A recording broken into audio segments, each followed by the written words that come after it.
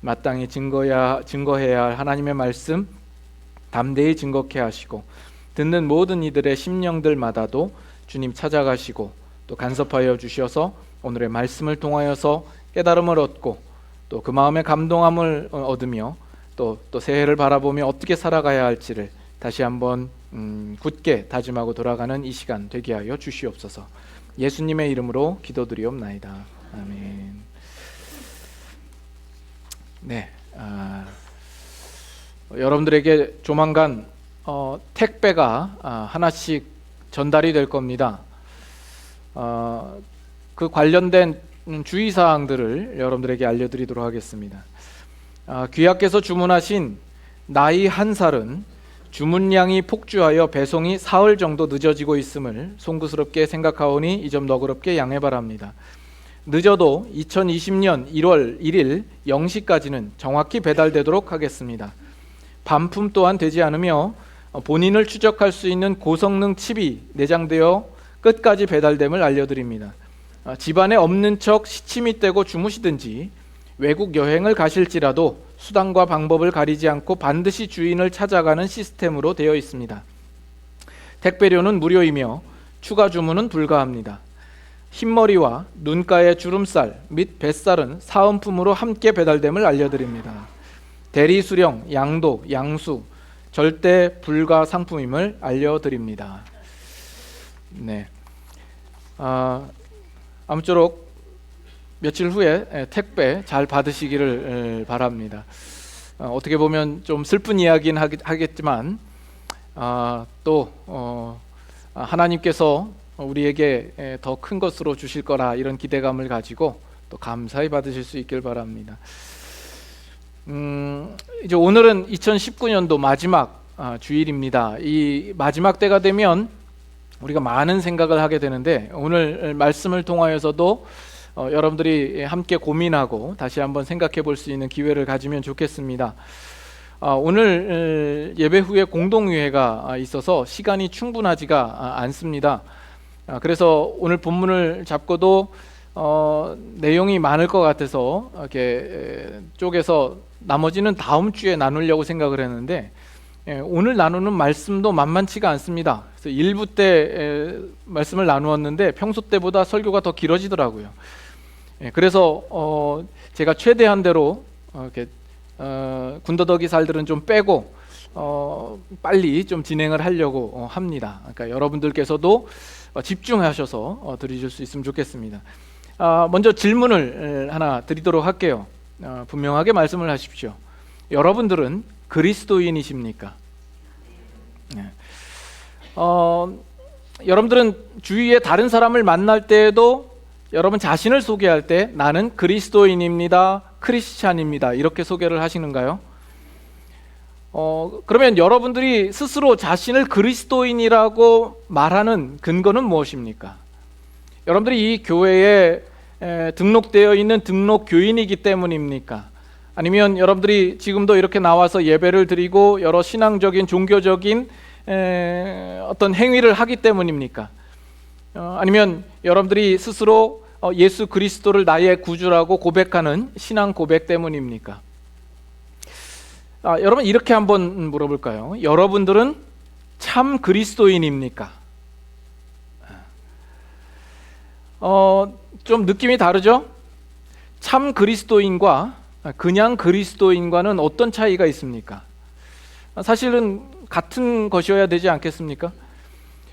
한국에 가면 그 지역마다 식당에 명소가 있습니다. 어느 지역은 족발집이 유명하고 어느 지역은 부대찌개가 유명하고 또 어떤 지역은 순댓국밥이 유명합니다. 그럼 그곳에 가면 원조 경쟁이 치열하죠. 그래서 어떤 집의 간판을 보면 진짜 정통 원조 1호 참 족발집 이렇게 적어요. 그 내용을 보면 뭘 암시합니까? 그만큼 가짜가 많구나 라는 생각을 하죠. 우리 그리스도인들에게도 그런 수식어가 필요할지도 모르겠다라는 생각이 듭니다. 여러분들은 진짜 정통 원조 참 그리스도인입니까? 여러분들이 그리스도인이 된다라는 것은 정확히 무엇을 의미합니까? 오늘 본문이 이 질문에 대하여서 중요한 내용을 포함하고 있다라고 생각이 됩니다. 먼저 우리가 한 가지 재차 확인할 것은 지금까지 로마서를 지내오면서 우리가 살펴보면서 사도 바울이 여러 번 우리의 신자의 어떤 신분이나 위치나 우리의 운명에 대하여서 대조적인 두 개의 영역을 항상 염두하고 또 말하고 있다라는 것을 우리가 볼 수가 있습니다. 우리도 여러 차례 확인을 했죠. 로마서 5장 21절 한번 보시죠. 로마서 5장 21절 우리 한번 같이 읽겠습니다. 이는 죄가 사망 안에서 왕노릇한 것 같이 은혜도 또한 의로 말미암아 왕노릇하여 우리 주 예수 그리스도로 말미암아 영생에 이르게 하려 함이라. 여기 보면 죄가 사망 안에서 왕노릇하는 자리가 있고요.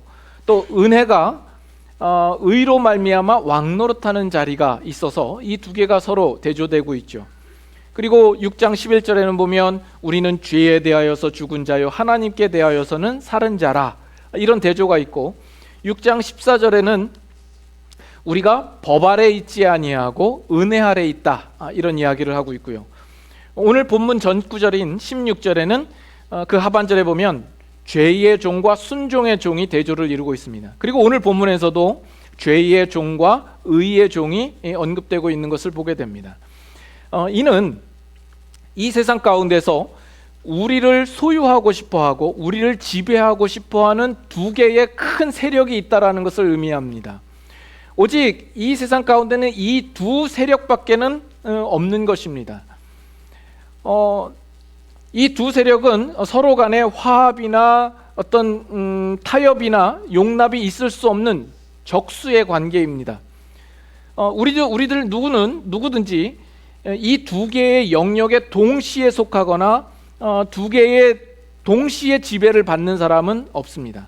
우리는 누구든지 이 두 영역 중에 하나에 속해 있게 되는 겁니다. 근데 우리가 예수 그리스도를 믿음으로 말미암아 그 전에 있던 영역에서 다른 영역으로 우리는 이동을 한 거죠. 그렇다고 한다면 우리가 죄의 종에서 과거에 죄의 종에 있다가 이제 의의 종으로 왔다고 한다면 그 변화와 그 차이는 어떨까요? 어느 정도일까요? 사도 바울이 그런 표현을 써요. 이 로마서에 보면 과거에는 이러이러했는데 그러나 이제는 이러저러하다라는 표현을 씁니다. 거기에는 어떤 분명한 전환점이 있다라는 것이죠. 그러면 그 차이는 무엇이겠냐라는 겁니다. 여러분 그냥 짐작만 하더라도 거기에는 큰 변화와 어떤 바뀌어지는 무엇이 있겠다라고 생각이 들지 않습니까? 우리는 누구든지 처음에 태어날 때부터 그리스도인이었던 사람은 없습니다. 그러나 이제 우리가 그리스도인이 되었다라는 것은 거기에는 엄청난 변화가 있다라는 것을 시사하고 있는 겁니다. 여러분들이 신중하게 이제 생각해야 할 것은 이것입니다. 여러분들이 이제 그리스도인이 되었다라고 하는 것은 여러분들이 지금 와서 서 있는 영역과 위치가 달라진 것이요, 또 여러분의 신분과 지위가 바뀌어진 것이요, 또 여러분의 주인도 바뀌어졌고 여러분의 운명 또한 달라진 것입니다.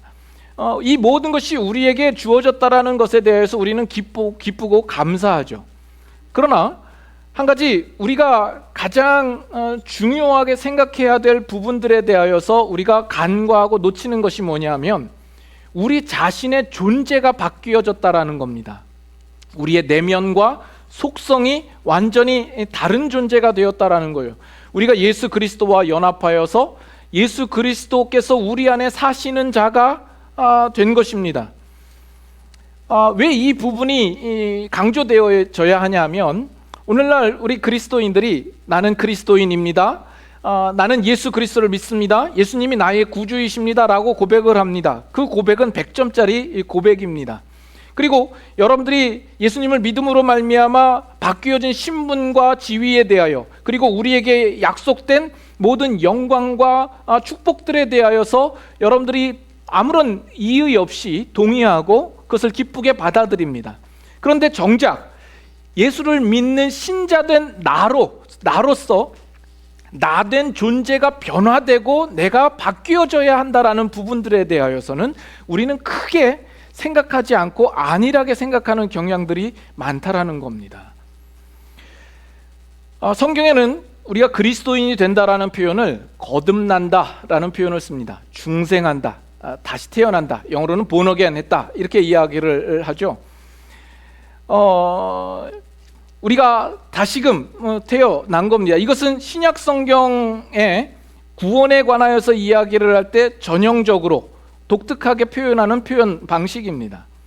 이것이 뜻하는 것이 단지 우리가 이제 예수님을 믿게 되었으니까 새로운 마음가짐을 가지고 살아야 된다거나, 또는 우리가 나의 부족한 어떤 부분들이 있어서 그것들을 개선해야 된다라든가, 아니면 우리가 스스로 용기 내면서 살아야 된다라는 그런 의미가 아닙니다. 이미 우리는 다르게 태어났다라는 것이죠. 우리는 새로운 피조물이 되었다라는 겁니다. 그러면 거기에는 근본적인 변화가 있을 수밖에 없지 않겠습니까? 그래서 지난 시간 우리 로마서를 나눌 때에, 지난 시간이라고 하면 2주 전이죠. 2주 전에 나눌 때에 우리가 그 전 구절 16절을 가지고 나누면서 거기에 종이라는 표현은 그 원어에 입각해서 보면 노예라는 의미가 더 분명하다라고 말씀을 드렸습니다. 그 노예의 소유주는 어떤 특정한 행동을 고집하고 그것을 명령하게 되어 있습니다. 그래서 그 노예가 행동하고 순종하는 모습을 보면 그 주인이 누구이구나, 그 노예가 누구의 노예이구나 라는 사실을 알게 된다라고 이야기를 했습니다. 그래서 거기서 순종을 이야기할 때 이것은 우리가 예수 그리스도를 믿는 것과 전혀 분리될 수 없는 하나의 속성의 개념으로 설명되어져 있다라고 여러분들께 말씀을 드렸습니다. 또 그 전에도 말씀드리기를 우리는 의와 진리와 거룩함으로 지으심을 받은 새 사람이라고 이야기를 했죠. 의와 진리, 거룩함, 이러한 것들은 사실 그 전에 우리에게는 전혀 없었던 것들입니다. 그러나 이제 예수 그리스도를 믿음으로 말미암아 우리 안에 그와 같은 속성들이 내재되고 우리는 그것을 얼마든지 활용하고 추구할 수 있는 그 존재가 된 것입니다. 이런 모든 것들을 종합해 볼 때 그리스도인이 된다 라는 이것은 그저 내가 교회에 출석한다, 내가 어떤 종교적인 행위를 한다, 신앙 고백을 가지고 있다라는 정도로 규정할 수 있는 것 그 이상인 것이죠. 거기에는 총체적이고 전반적인 변화가 수반되어져야 하는 것입니다. 우리 오늘날 크리스찬들을 보면 세상을 살아갈 때 세상에 믿지 않는 사람들과 별 차이가 없어 보일 때가 너무나도 많죠. 가령 뭐 이렇게 뉴스상에 나오는 우리가 알만한 사람들 이야기를 이렇게 듣다 보면 비인격적이고 갑질을 행하고 또 여러 거짓과 또 뭐 부정과 음행과 추잡한 일들을 저지르는 사람들이 나중에 그리스도인이라 이렇게 이야기를 하면 나도 모르게 얼굴이 뜨뜻해지는 느낌을 갖습니다. 여러분들은 안 그렇던가요? 오히려 세상 속에서 불신자들이 더 신자답다라고 느낄 때가 있죠. 야, 그 사람 참 사람 됨됨이도 괜찮고 생각하는 것도 그렇고 살아가는 방식도 그렇고 사람들을 대할 때나 말할 때나 참 신자 같다라고 생각을 하는데 전혀 그리스도인이 아닌 사람을 볼 때가 있습니다. 그것을 보면 우리가 그리스도인 되었다라는 우리가 말을 가지지만 정작 우리 안에 변화된 그 변화는 무언가라는 생각이 드는 거죠. 그래서 우리는 거중만 그리스도인인가, 무늬만 그리스도인이고 피상적으로 그냥 그리스도인이라고 말하는 건가? 그렇게 변화가 없는데도 우리는 그리스도인이라고 말할 수 있는가라는 생각이 들게 됩니다. 오늘 17절 다시 한번 보시면 사도 바울이 하나님께 감사하리로다 이렇게 이야기를 합니다. 사도 바울은 무엇 때문에 감사를 할까요? 이 로마 교회의 성도들이 변화된 사실들에 대해서, 그들이 예수 그리스도를 믿고 거듭난 자요, 중생한 자요, 그들의 삶이 분명하게 완전하게 변화된 사실들에 대해서 감사합니다. 우리가 여기서 좀 더 강조하고 싶은 것은, 그렇게 예수 그리스도를 믿었다 했을 때 그 변화의 양상이나 크기나 정도가 어떠한가 하는 겁니다. 오늘 본문에서 특별히 주목하고 싶은 구절은 뭐냐면, 너희에게 전하여 준 바 교훈의 본을 마음으로 순종하여 라는 겁니다. 여기 17절 18절을 보면 너희가 본래 죄의 종이더니 이렇게 나오고, 마지막에는 의에게 종이 되었느니라 이야기를 합니다. 그런데 그 과정에 그 사이에 어떤 내용들이 있냐면, 내가 너희에게 전하여 준 교훈의 본을 마음으로 순종하여 라고 들어있습니다. 이것이 의의 종이었다가 죄의 종이었다가 의의 종으로 변환되는 그 과정 속에서 나타나는 분명한 변화가 아닐까라는 겁니다. 그래서 여기 내가 너희에게 전하여 준 교훈의 본이라는 것은 우리의 지식적인 측면에 있어서의 변화를 암시하죠. 골로새서 3장 10절에 보면, 우리가 찾아보지 않겠습니다만 거기에 보면 너희는 새 사람이 되었다라고 이야기를 하면서 지식에까지 새롭게 하심을 입은 자라 이렇게 표현합니다. 예수 그리스도를 믿으면 우리의 지식에까지 새롭게 하심을 입는 자가 되는 겁니다. 또 여기 마음으로 라고 표현된 이것을 보면 우리의 정서적인 측면에 있어서도 분명한 변화가 있다라는 것을 말해주죠.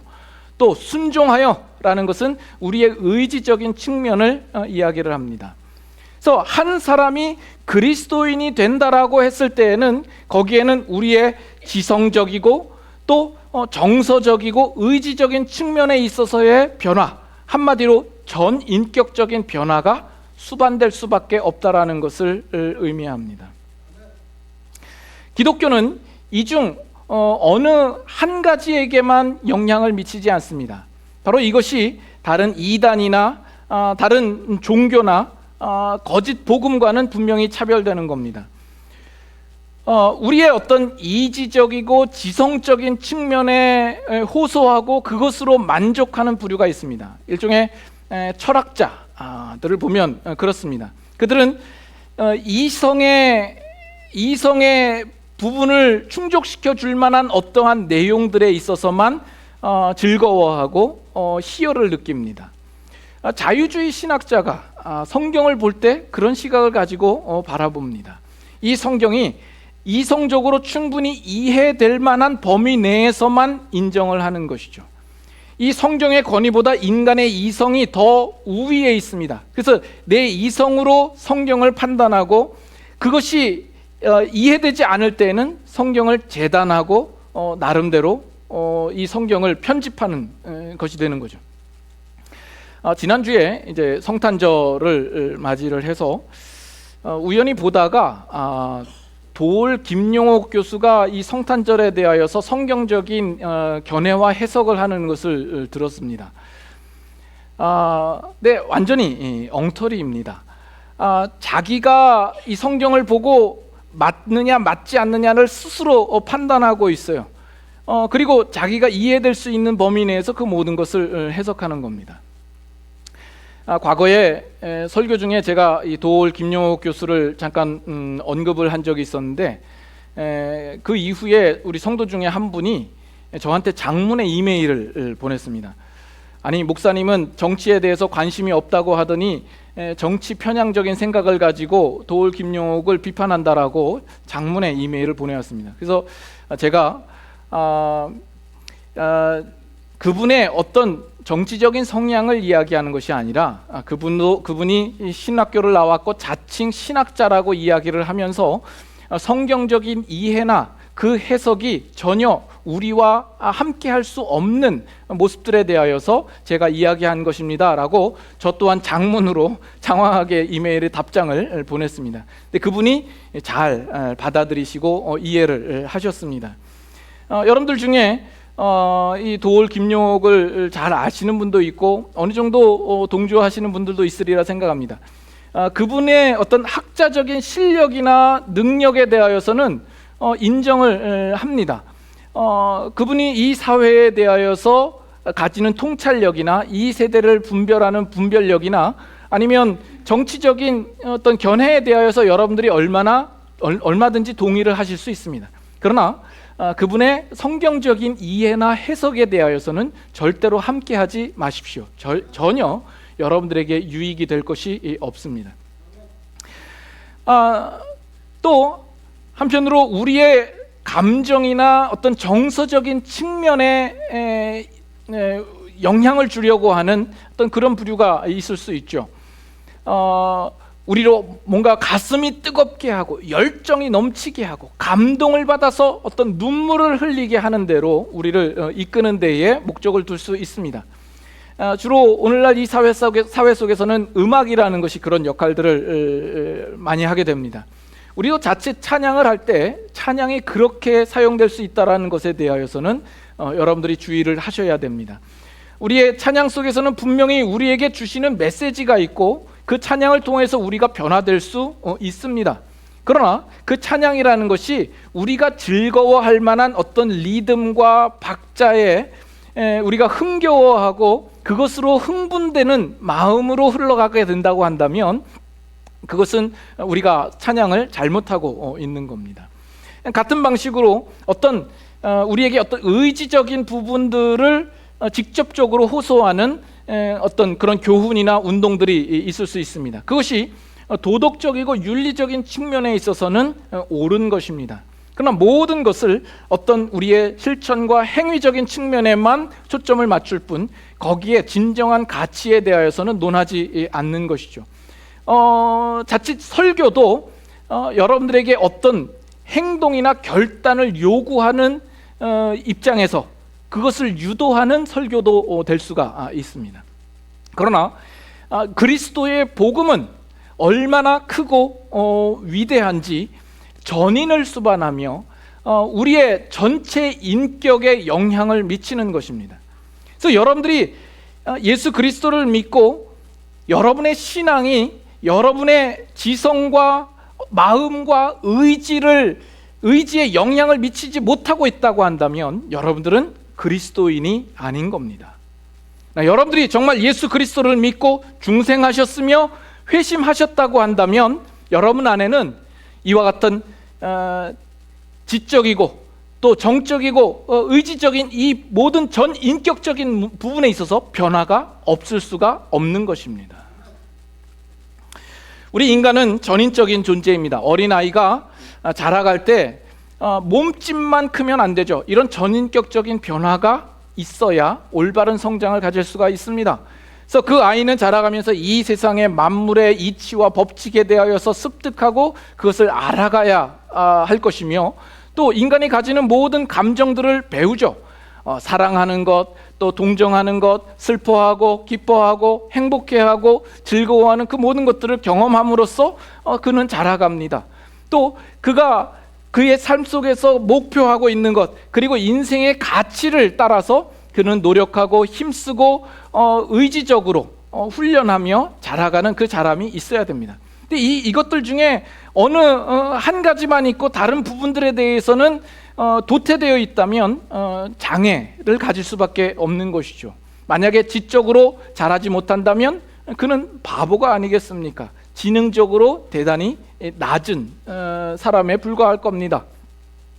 우리가 정서적으로 올바로 성장하지 못하면 여러 정신적인 질환을 겪게도 되고 또 우울증을 겪게도 되고 또 사이코로 나아가는 경우들도 있죠.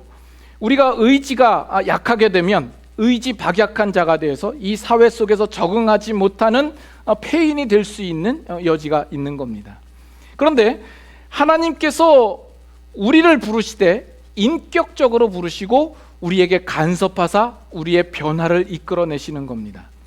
그래서 성경에 보면 아브라함이 그렇죠. 하나님께서 아브라함을 부르십니다. 그리고 그 아브라함의 전 인생 가운데 하나님께서 간섭하시사 하나님이 누구이신지를 알려주시는 거죠.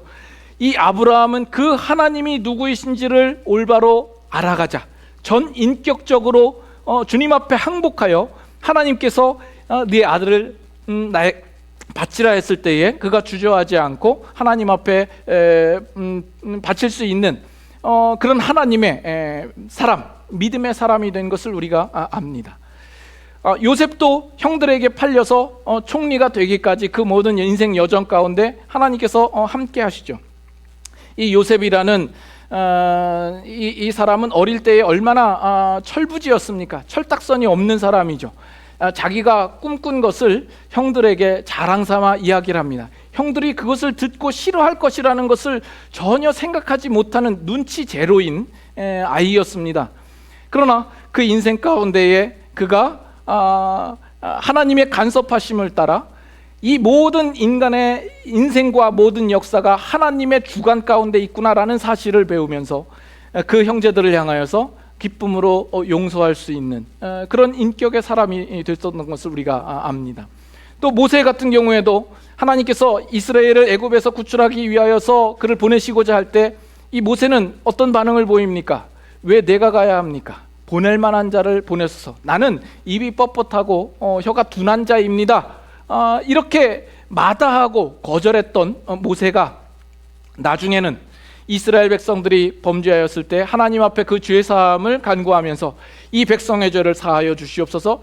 만약 그렇지 아니하면 주의 책에서 내 이름을 제하여 주시옵소서. 그 하나님의 백성의 편에 서서 하나님 앞에 간구하는 모세의 모습을 볼 수가 있습니다.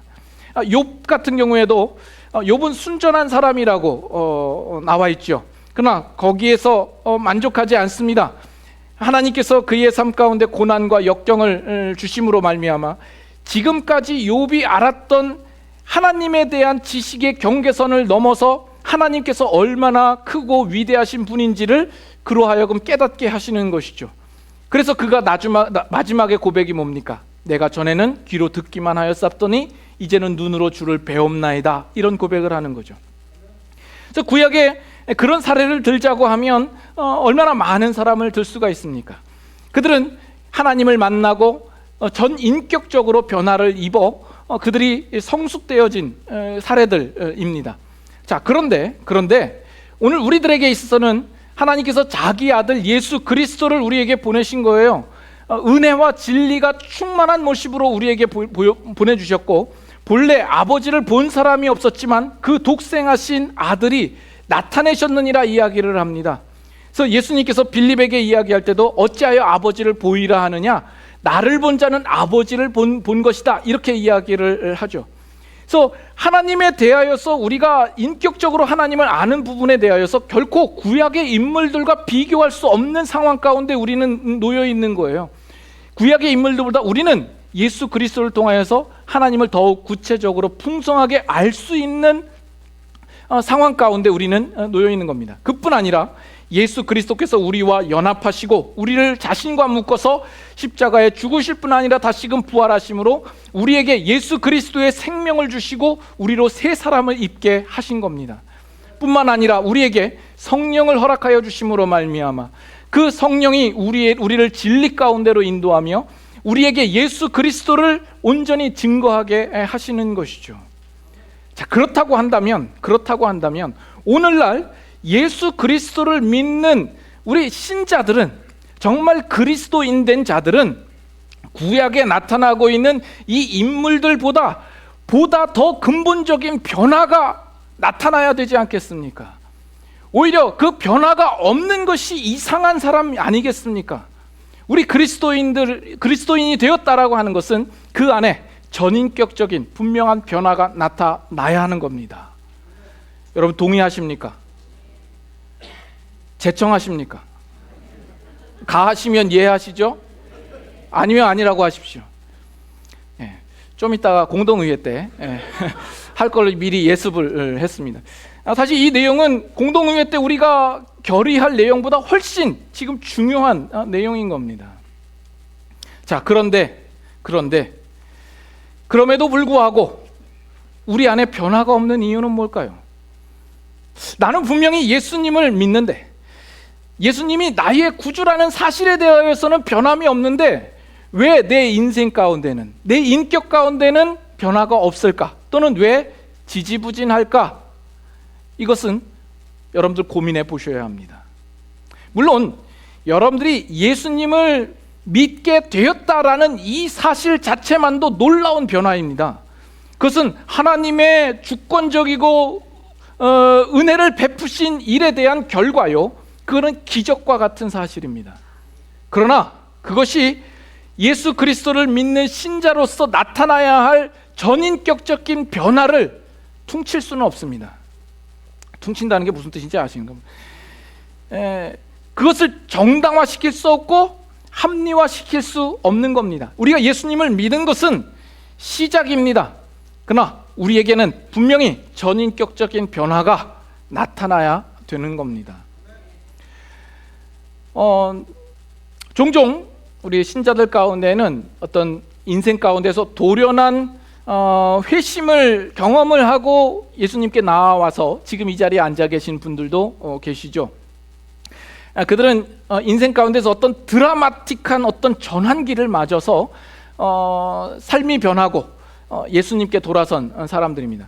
그래서 여러분 이제 간증 같은 거를 들어보신 경험이 있으시면 예전에는 깡패였는데 변화되어서 목사로 헌신했던 그런 사람도 있고, 예전에는 무당이었는데 정말 예수님을 알게 되고 믿게 되어서 그의 삶이 완전히 변화된 사람도 있고, 예전에는 타락하고 아주 방탕한 삶을 살았는데 예수 그리스도를 믿게 되어서 그의 삶이 180도 완전히 달라진 거룩하고 경건한 삶으로 바뀌어진 사람들도 있습니다. 이 모든 것은 다 사도 바울과 같은 케이스죠. 사도 바울도 그 전에는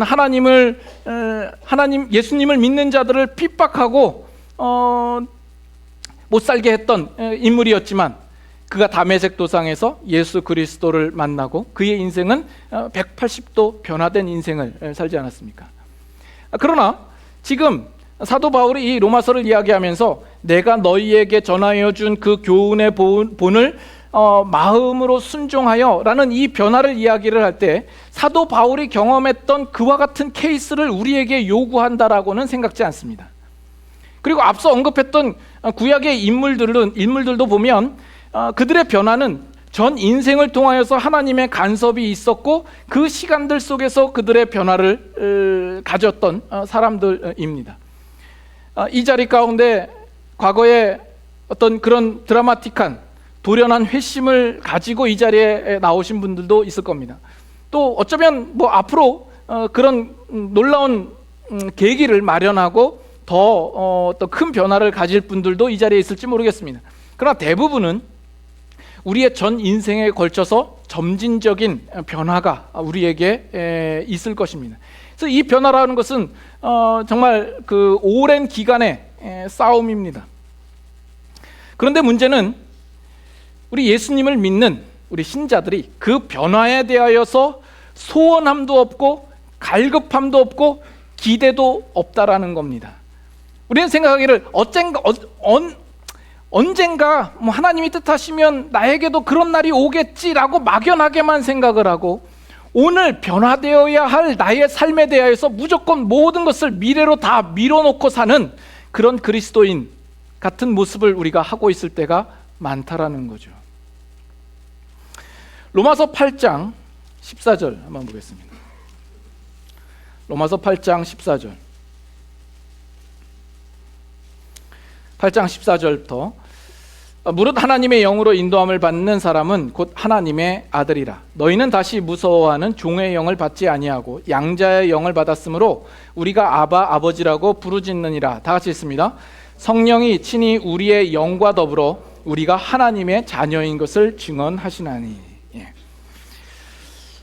우리가 정말 그리스도인인가 하는 것을 평가할 때 우리의 삶이 어떻게 나타내 보이도록 변화가 있는가, 그 변화의 크기와 정도를 따라 그 사람이 그리스도인인가라고 평가하는 것은 좀 애매할 수 있습니다.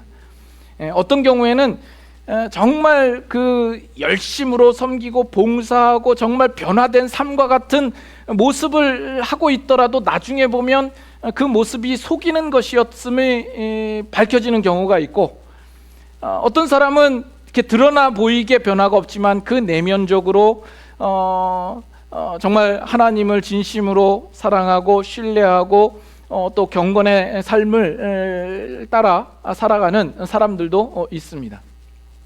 여기에서 보면 성령이 친히 우리의 영과 더불어 우리가 하나님의 자녀인 것을 증언하신다라고 이야기를 합니다. 성령님께서 우리 안에 있는 자는 분명히 그리스도인이라 할 것입니다. 그런데 성령님이 왜 우리 안에 거하실까요? 왜 성령님이 그리스도인 된 우리 안에 거하실까요? 그것은 우리의 완성을 위해 하시는 것이겠죠. 우리를 하나님 앞에 전인격적인 변화를 입은 하나님의 사람으로 만들도록 하기 위하여서 성령님께서 우리 안에 거하실 겁니다. 여러분, 자녀를 키우면서 자녀의 내면 속에 여러분들이 들어가고 싶을 때가 있죠. 자녀가 속상해하고 말썽을 부릴 때 그 안에 들어가서 그의 생각을 바꾸고 그의 의지를 바꿨으면 좋겠다라고 생각을 할 때가 있을 것입니다. 그것은 그 자녀를 더 올바르게 또 훌륭하게 만들기 위한 어떤 부모의 마음인 거죠. 성령님께서 우리 가운데 거하시는 이유는 우리로 하여금 진정한 하나님의 사람으로 인격적인 변화를 이루시기를 원하시는 그 마음일 것입니다. 8장 26절을 보세요. 그런데 이와 같이 성령도 우리의 연약함을 도우시나니 우리는 마땅히 기도할 바를 알지 못하나, 다 같이 읽습니다. 오직 성령이 말할 수 없는 탄식으로 우리를 위하여 친히 간구하시느니라. 성령님이 말할 수 없는 탄식으로 우리를 위해서 기도한대요. 성령님이 왜 우리를 두고 탄식을 할까요? 성령님이 뭐가 답답해서? 만약에 성령님이 하시고자만 한다면 못하실 일이 무엇입니까? 성령님은 하나님이신데 우리를 바꾸시고자 하셨다면 얼마든지 우리를 바꾸시지 않으셨겠습니까? 성경의 다른 구절에는 성령을 근심하게 하지 말라 이야기를 하고, 성령이 우리를 시기하기까지 하나님이 우리를 사모하신다라고 이야기를 합니다. 성령님께서 왜 우리를 두고 탄식하시며 근심하기도 하고 왜 시기하는 걸까요? 그 이유는 우리가 인격자이기 때문에 그렇습니다. 성령이 우리 안에서 역사하시되 성령님은 결코 우리를 장악하는 방법으로 행하시지 않습니다. 우리를 그 능력대로 우리를 붙잡고 쥐어 흔드는 식으로 우리에게 일하시지 않고 우리의 인격을 생각하시고 우리 스스로 그것을 깨닫고 우리가 마음의 감동함을 입고 스스로 일어서기를 성령님은 바라시는 겁니다. 여러분의 자녀가 수학 문제를 푸는데 어려워하고 있어요. 근데 부모된 입장에서 보면 뻔히 아는 문제이거든요. 그러면 부모된 입장에 여러분이 수학 문제를 다 풀어주고 답까지 내주는 부모가 있으시겠습니까? 그렇지 않죠. 그렇게 하면 자녀의 실력이 나아지지 않기 때문에 그렇습니다. 부모는 옆에서 힌트를 주고 푸는 방법을 줄지언정 그 자녀에게 쉽게 답을 던져주는 법은 없습니다. 그 자녀가 스스로 깨우치고 터득하고 그 푸는 방법을 알도록 하기 위한 것이 목적인 것이죠. 그래서 성령님께서도 우리 안에서 지금 탄식하시고 있고 때로는 근심하시기도 하시고 시기하시기도 하시는 그 이유는 무엇이냐 하면 우리로 스스로 그 인격적으로 그리스도를 알고 또 마음으로 감동하며 또 우리가 의지적으로 스스로 일어나기를 성령님은 바라시는 것이죠. 다만 그 주위에서 우리를 끊임없이 간섭하실 겁니다. 그래서 여러분들이 기억하실 것은 2019년도 1년이 지났습니다만 지난 1년 동안에도 성령님께서는 여러분 안에 계셔서 때로는 탄식하시고 때로는 근심하시고 시기하시면서 여러분들 안에서 간섭하시고 또 책임지시고 여러분들을 다그치시기도 하시면서 지난 1년을 살아온 겁니다. 그런데 왜 우리 안에 변화가 없느냐? 우리는 어쩌면 아마도 그 성령님께 귀 기울이지 않았기 때문입니다. 우리의 변화를 가질 수 있는 기회를 줘도 우리는 끊임없이 그 기회를 발길질하고 살아왔기 때문에 우리의 변화가 없는 것일 겁니다. 성령님께서 매주마다 이 안목사를 여기에 세우셔서 그 말씀으로 여러분들을 가르치게 하고 여러분들을 도전하고 여러분들을 책망하는 그 일들을 통하여서 여러분들이 참된 그리스도인 된 모습으로 변화되기를 그렇게 간섭하셨음에도 불구하고 여러분들이 그 말씀에 대하여서 생각하지 않고 귀 기울이지 않고 깨닫지 않고 스스로 일어서지 않았기 때문에 우리 가운데 변화가 없었던 것일 겁니다. 이제 올해는 다 지나갔으니까 글러먹었고 이제 우리가 올해를 거울 삼아서 이제 내년을 바라봐야 하지 않겠습니까? 우리가 한 해 한 해 지나면서 이제 주름살도 늘어나고 흰머리도 늘어나고 뱃살도 늘어나고 이제 하나님 뵐 날이 점점 더 가까이 오고 있습니다. 그렇다면 하나님께서 우리를 바라보실 때 정말 하나님의 사람답게 우리가 성숙하고 자란 모습으로 하나님 앞에 서야 하지 않겠습니까?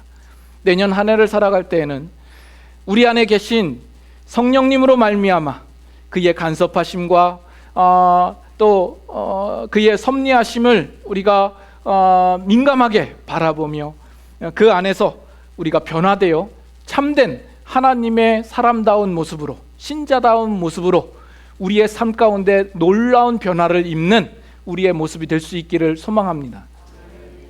그래서 내년에는 여러분 주위에 있는 사람들이 여러분들을 보고 와, 어떻게 저렇게 사람이 다를까? 아니 저 사람은 뭐가 있길래? 아니 저 사람은 왜 저렇게 다르지? 라는 이런 감탄과 감격의 소리가 있어야 되겠습니다. 그래서 내년 1년 사시는 동안 적어도 3사람에게서 그런 소리를 들을 수 있도록 사시는 게 숙제입니다. 네, 욕먹듯이 들으시면 곤란합니다. 아이고 역시 그리스도인이라는 것들은 어쩔 수 없어 이렇게 다름을 보여주시면 곤란하고 정말 다른 사람들이 보기에 칭찬할 만하고 존경할 만한 모습으로 역시 그리스도인들은 뭔가 다르긴 다르구나 하는 그 소리를 여러분 주위에 있는 사람으로부터 그 입술에서 자연스럽게 나올 수 있을 만큼 여러분들의 그리스도인의 변화된 모습을 보여줄 수 있는 여러분들의 삶이 되실 수 있기를 바랍니다. 기도하겠습니다. 사랑의 하나님 아버지, 감사합니다. 우리들의 인생 가운데 찾아오셔서 주님의